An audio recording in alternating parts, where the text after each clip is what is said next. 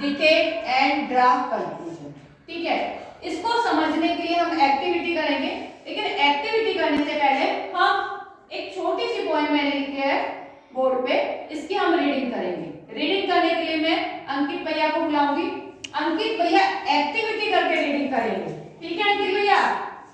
Bits of paper, lying on the floor, lying on the floor.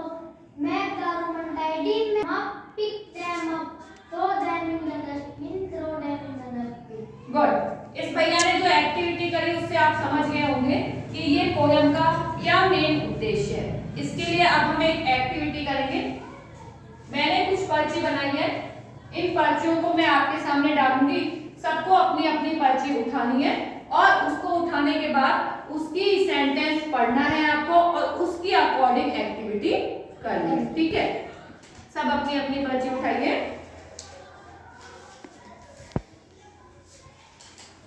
Open करिए अपनी अपनी slate. कर लिए सबने?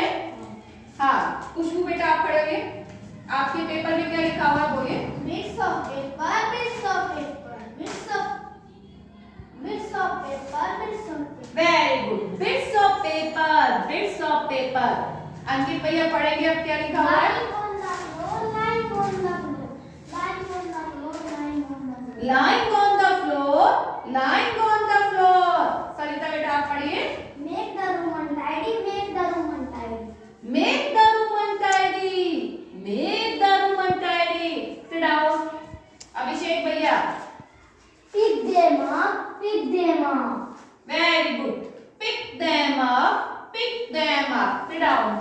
खड़े होइए बेटा। Throw them in the dustbin, throw them in the dustbin. Very good. Rohit भैया ने क्या करा, उनको उठाया। Throw them in the dustbin, throw them in the dustbin. ये पोयम छोटी सी आपने समझ में आ गया होगा आपको इस बारे में कि ये किसके बारे में कह रहा है। ये क्लीनिनेस के बारे में पोयम है।